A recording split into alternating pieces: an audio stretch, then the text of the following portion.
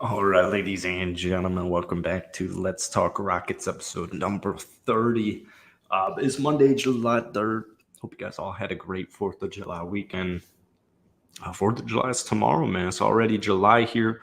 But what that means is we have free agency officially begin in the NBA. And the Rockets made a bunch of moves, specifically Freddie Double V, Dylan Brooks making their way over. There were a couple of trades. We saw a bunch of former first round picks get shipped on out of Houston. We saw some intriguing, cool trades, pickups, guys like Chuck Landale. Uncle Jeff comes on over to Houston. We're going to discuss it today, man. It's been a couple of days. We went live on Friday afternoon, and the Rockets didn't make any moves in the first hour or so of free agency. But obviously, that was like 3 days ago. And so there's plenty of news that's come out since then. What's up to our boy Shade Texan? Once again, guys, these are always available on Apple Podcasts and Spotify Podcasts, and the links down below on every live stream and every video that ever gets posted on this channel. Let's try and get to I kind of want to career it. Let's try and get to 75 likes on today's stream. That would be awesome. But I'm saying here, I don't understand the moves. Let's pull it up. All right, shall we? Now, here's just our depth chart. So obviously the first move, Freddie Double V, a freaking huge contract. Let's see if I can pull up something on Real GM and we can go move by move. I do have to drive quite far, and I also have to take a quick shower. So this isn't going to be a crazy long stream show. All right. Freddie VanVleet and the Rockets agreed to a 3-year, $130 million contract. The third year has a team option on it. If the third year didn't have a team option, I would be quite upset with this contract. I believe this is the only max deal that has happened, right? So far in free agency, I believe this is the only max deal. I think it's so stupid. I think it's such an overpay. Like I said, thankfully that third year's there. I think that saved it for me. If that third year was like a player option, this would be just I think laughing stock of a contract. The thing is, I get it, man. Alvin Thompson's probably going to be quite raw. He's probably not going to have he's probably not even going to shoot over 30% from downtown next season. Sorry. He's just probably not. So there's a lot of shooting limitations. It's going to take him a while working with Coach Ben Sullivan to, fix that form, fix that shot. However, it will be fixed one day. If there's one thing we've learned about Alvin Thompson, or if one thing we know about Alvin Thompson, is how hard this dude works. So he's going to get to the bottom of it. But in the meantime, we're trying to establish a winning culture. We're trying to get more competition on the roster. So you go out there, you sign Fred, a relatively inefficient point guard. However, I will say this. One thing I really learned about when covering the Toronto Raptors last year was it's hard to really – statistics in general, just in general in every sport, take statistics with a grain of salt. Freddie's inefficiency, 39% from the field, there's going to be nights where it's just not great shooting. There's going to be nights where Fred's going to go 4 of 16. There's going to be nights where he shoots 6 of 21. There's going to be nights like that. But there's also going to be nights where, we really see, and it's going to be majority of the time where we see Fred's impact, on the court. Obviously, the mentorship, veteran leader in the locker room goes a long way. But, I'm not too worried about that. I'm not really – it's actually not even really a thought in my brain. I love using OKC as an example of, OKC was just fine last year with no veterans on their roster. I don't think it's something you desperately need, let's go get a veteran just to have a veteran. I think that's a little stupid. But in this case, Fred's going to have a positive impact on the Houston Rockets. And who knows, man, maybe Alvin Thompson isn't the dude. And 3 years from now, we want Freddie back for that third year. Well, the good news is, we're gonna know a lot more by then. Dylan Brooks, 4-year 80. Uh, I like it. I won't lie to you. I don't love it. I do like it. Let's get into the chat really quickly here. We need another actual big center. Hey, appreciate you, PG-13. Goyo Falcon, the draft was great, but free agency has been horrible. We don't have shooting. That's going to be a big problem. Thunder have one vet, Kendrick Williams. Yeah, but I mean, he's not even really a vet. All right, Dylan Brooks. Dylan Brooks, I think, was a smart move, and it's front loaded, which means Dylan Brooks' contract is going to, as the years go on, be less and less money. I think he's a guy where if we look at the Rockets' moves this offseason thus far and we use it in comparison, and we're like, all right, Fred and Dylan Brooks are the two biggest moves the Rockets make. How much better did the Rockets really improve with just those two players alone? Not that much. Not that much. These aren't two guys who, make us championship contenders just because they join our roster. But these are building blocks. These are building blocks. One thing I've really been trying to hammer home in these shows is, we don't have a franchise guy.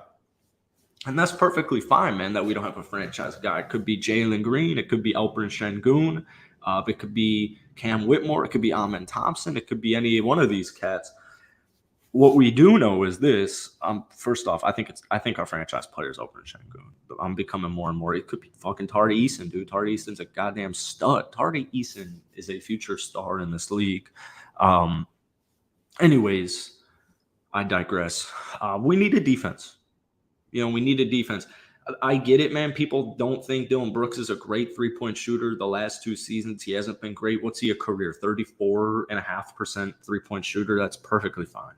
Dylan Brooks isn't a guy you're going to leave wide open. He's not a guy where it's like, oh, he can't shoot. He can't stretch the floor because he doesn't make a lot of threes. He's going to make enough threes. He makes enough threes where you don't leave this dude wide open in the corner. One thing I will be curious was, first off, 20 years for a DPOY candidate, an all-defensive team who can score on offense and isn't like a Tony Allen.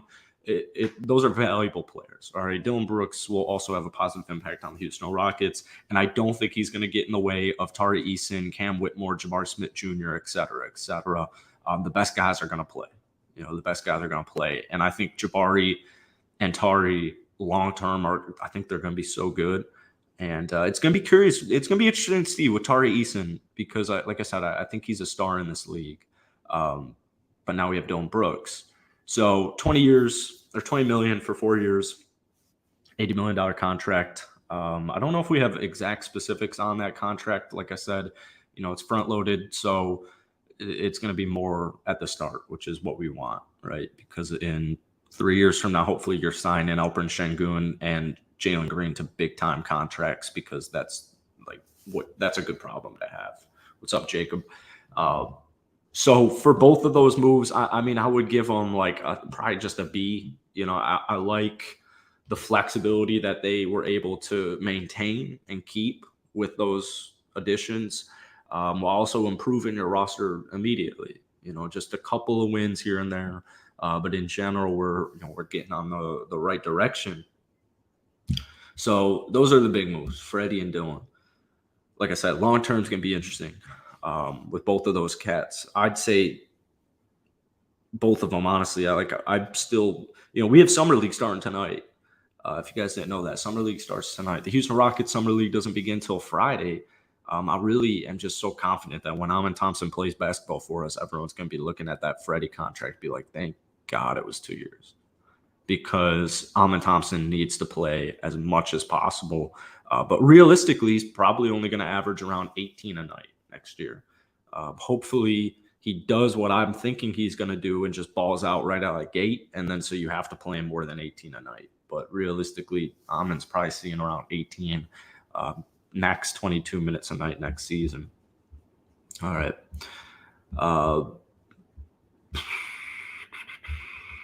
I'd rather start Eason or Amen than Brooks.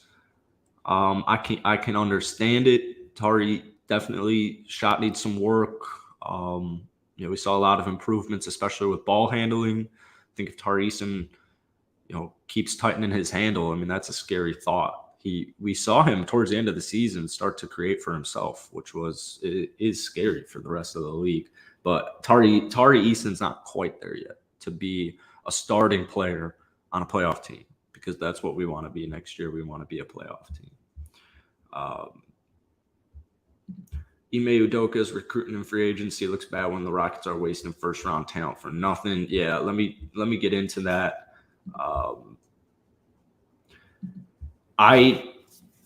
Freddie gets shot happy too. So does Jalen, and so does Kevin. I would say, actually, you know what? Let's do. I mean, Jock Landale was perfect. It was just a perfect move. It really was. Getting a backup center, somebody who's not going to hinder Alperen Sengun's development. I really don't understand the discourse around Alperen Sengun. It's very, very confusing, because you ask one person and they will tell you Alperen Sengun is a future All-Star, several-time All-Star. Maybe they even throw out the word Hall of Famer, but like, even just you ask a Alperen Sengun supporter and they're like, this guy's legit. This guy is the future, and the Rockets need to play. And then you ask somebody else and they'll tell you Alperen Sengun sucks. There is nothing special about Alperen Sengun.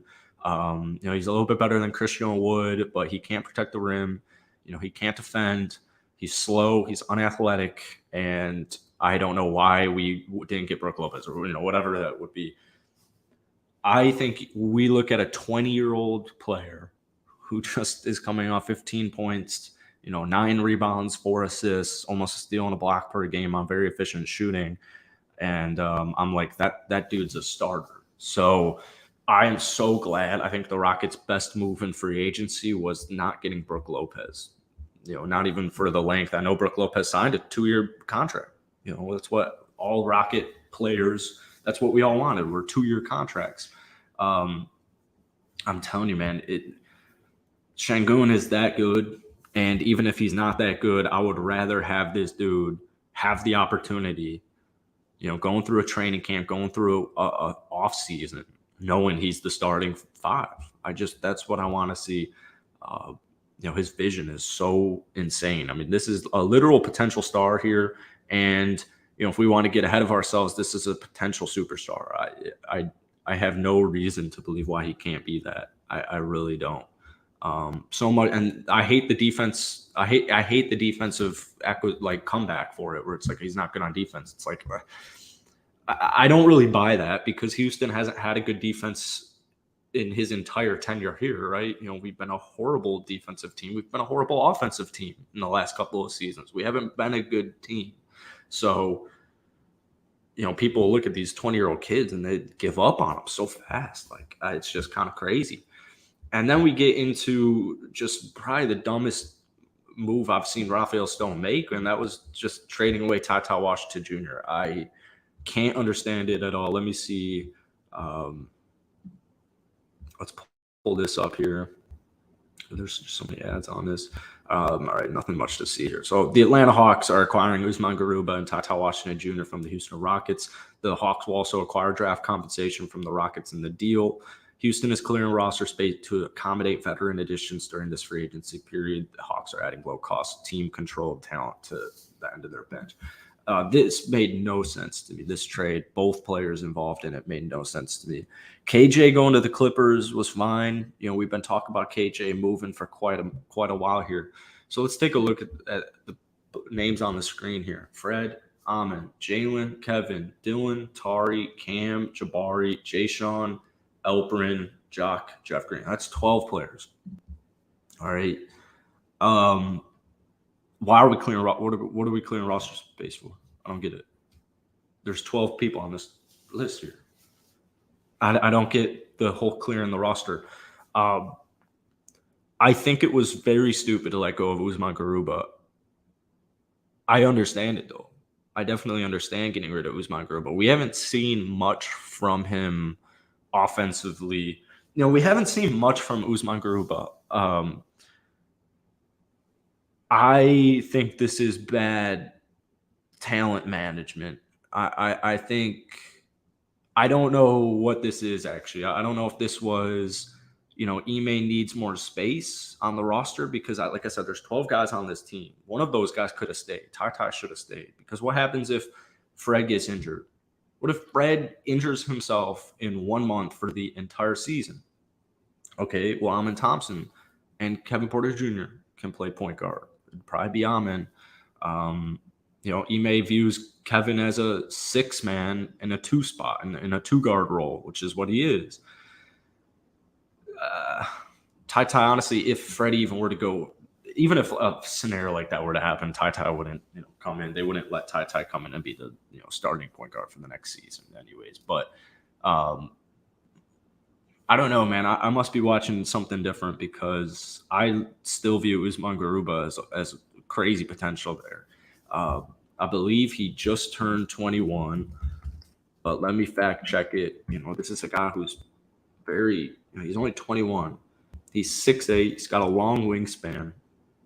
Former first-round pick. I mean, he's literally 21, man. I don't get it. Usman Garuba is a sneaky skilled passer. I mean, he was a sneaky skilled passer, and they just gave up on him, man. I saw a lot of defensive potential. I actually saw a lot of rim protection last year from him. I saw it countless times, actually. Just high IQ, just a smart. I just saw a lot of smart defensive possessions by Usman Garuba last season, and you see how smart this dude is and high IQ he is when he's passing the basketball. I mean, he was literally one of the Houston Rockets' most skilled passers. That's how good of a passer Usman Garuba is.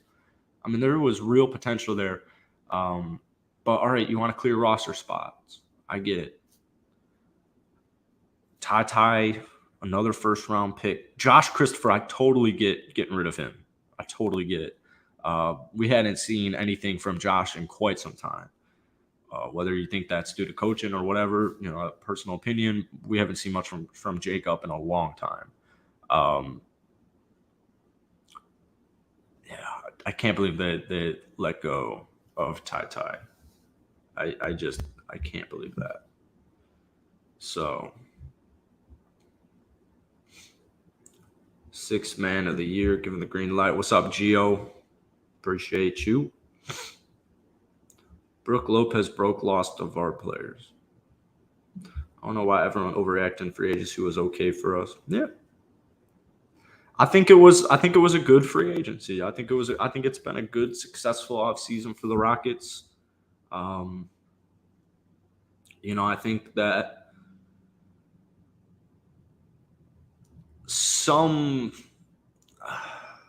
the way we view the roster right now, by the time the season ends, will be completely different. There's a lot to be excited about. There's a lot to question still with Jalen Green, Alperen Sengun. Maybe even Kevin Porter Jr., like just some question marks on what do we have here. A lot of nice pieces being brought on over on reasonable time frames, like 2 years for Fred, or 3 years, 2-year with a team option. Dylan Brooks, Jacques Landale, I think just a great move. Seriously, such a great move. Jeff Green, solid, sturdy, played about 20 a night in Denver's postseason run last year. They just won the chip, so he had that experience too. Just good moves. I don't view the Rockets as a crazy playoff roster. I don't think we'll actually be a crazy playoff team until we get a little bit more clarity with our roster. And things can change on a dime. They can change on a whim. So, next season, Jalen Green could take that jump. Sengun could take that jump. Jabari could take a jump. All 3 of them could take a jump. Amin Thompson could win Rookie of the Year. Cam Whitmore could win Rookie of the Year. Dylan Brooks could win DPOY. There's just a lot of things that can happen. Right now, basketball games, it's crazy. because next year's basketball games for next season are being won right now in the gyms, on the courts, in the practices, getting the body right, getting the mind right. It's all being won right now. So summer league's going to be a lot of fun. And we're gonna get eyeballs on Alvin Thompson and Cam Whitmore. We're also gonna see young studs like Jabari Smith, Jatari Safari, Tari Eason, and Jabari Smith whipping it around in summer league. That's gonna be a lot of fun too. Dylan Brooks is an insanely talented defender, just an insanely talented defender. I mean, he is that good on defense, and he shoots 35 or 34-ish% from downtown. That's something you'll take. He's a great role player to have on a championship team, I would say. So my one concern with Dylan Brooks is not taking a lot of shots, because a lot of guys on our team do that. A lot of people do that, but it's more of can you play within the system instead of trying to break off and do your own thing. And if Steven Salas was the head coach, I'd be actually a little terrified with the signing of Dylan Brooks.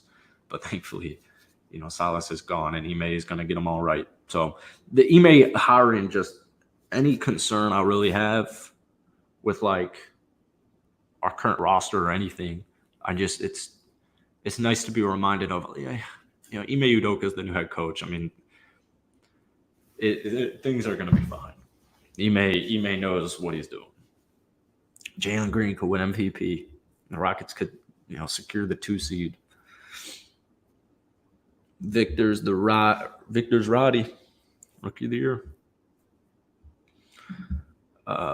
They make another move before deadline to further improve this team. They're hungry to win. Trade will happen. Alvin Thompson has a lot of work to do. I would just put him in the G League for the first 10 games just to see how he does. I understand what you're coming from. However, that should not be necessary at all. Which gets me thinking, one thing I wanted to do is just look at former 4 picks in the NBA. Number 4 picks in the drafts. Just as a good comparison. All right. Hey, we got 40 people in here, man. Hit that like button, hit that sub button. Daily Houston Rockets content. This will be available on Apple and Spotify. By the way, the link's going to be in the bio. We're almost at 25 total listens. We got a long way to go here. But yeah, we're trying to get that podcast to number 1 in Rockets Nation. There's been an eyelash in my left eye the whole freaking show, and it's starting to affect me. Anyways, former fourths. Anxious got paid. Nice. Good for him. Let's get this off the screen here. Let's go here. Just so you guys can see what I'm doing.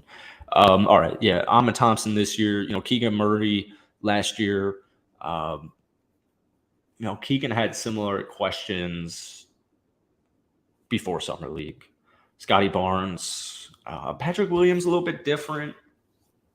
I still think Patrick Williams is a future star in this league. DeAndre Hunter, Jaren Jackson Jr., Josh Jackson, Dragon Bender, KP, Aaron Gordon, Cody Zeller, Deion Waiters, Chris Paul, Russ, Mike Conley, Sean Livingston. All right. Yes, there's recent 4th round picks. What's up, Daquan Davis? Grant Williams would be good at power forward position if he's not signed yet. He is not signed yet. I think, honestly, considering that they like what Jayshawn Tate has, I think that they probably think, and I don't hate it. They probably view Jayshawn Tate as just the cheaper Grant Williams. I do think Grant Williams is better, especially because he can shoot. But, that might be what they're thinking there. But, yeah, I guess, in theory, trades could still happen. And We could see Jay Sean take it, chip down out there just for something like what we did with Tai and Usman Garuba. All right, correct cuts. Are you at all worried about KJ, Tai, or Josh actually turning into something really solid or even great? Or would that be a better chance of happening to one of the young guys we decided to keep? Yeah, I mean, obviously that's always going to be a thing, just like who's a good example? Tyrese Halliburton isn't a good example, but I mean that dude's a fucking stud, man. And if I was a Kings fan, I know they were pissed when they traded Halliburton. It's not a good example, but no, I mean I get what you're saying. I'm not worried about this personally. I know that I think KJ will be a good, solid role player in the NBA, and that's good. Good for him. I didn't even think this way. Like the most recent guy I can think of would be Christian Wood. I never really viewed Christian Wood as this crazy talent piece because of what he does on defense. I mean, he just kind of was never there. Christian Wood built like a piece of wood. Tai, I think, has crazy potential for sure. I was just talking about this on the show earlier this morning. Tai, before he got injured at Kentucky, was going to be a lottery pick. He was going to be a top 14 undisputed pick. I mean, that's just Tai was one of the best point guards in that class last year. Gets hurt, stock falls to us at the end of the first round. I can't believe they let him go. I really can't. Usman Garuba, same thing, man. If I had to put money on any of these guys, I don't think Josh Christopher. I don't think that there's much there. If I had to put money on any of them, I would probably go Usman Garuba. I think Usman Garuba, the way he plays the game, works in the NBA, and if he ever, if he were to get a shot, it would be scary. He still shot technically 44% from downtown last season. Usman Garuba can guard 1 through 5. He's a phenomenal passer. People don't understand that about Usman Garuba, how good he is at passing. I think he can be a quality rim protector playing at the 4 position. I think if there's a starter there, I think it's Usman. He's 21. I don't like that they got rid of him at all. It's very frustrating to me, actually. But Tai was the most shocking. I understand trading Usman Garuba. I don't understand trading away Tai. I get it. KJ seemed like he was going to be traded. I totally get Josh Christopher, but yeah. Recent reporting saying that we're going to keep Tate. It did suck to see KJ go, but we do have Cam Whitmore now, and Tai's got, that's who he emulated his game off of was Chris Paul. So that one was just stupid, man. I don't. They're both fucking dumb. But anyways, let's see here. When do I have to get going? If I left now, oh jeez, I gotta go, fellas. What time do I gotta be there? Where's the text? All right. Well, I feel, damn, dude, we got fucking 50 people in here, man. It's crazy. I'm going to hop on out of here, and I will definitely post this to Apple and Spotify immediately down below. Once again, guys, I think we're a listen away from 25, so if we could get to 25, we're still at 24 total plays. Go check that out, or at least hit that follow button for when you miss one of these, because we do them pretty much every day. So yeah, I might do a stream later today, but it'll be either a video or a stream at some point later tonight when I get home. But yeah, man, I appreciate y'all tuning in here. It was a great show. Great hearing from you guys. And we'll continue to dissect free agency, the draft, what next year is going to look like, and all that fun stuff, man. So that's it for today. Peace.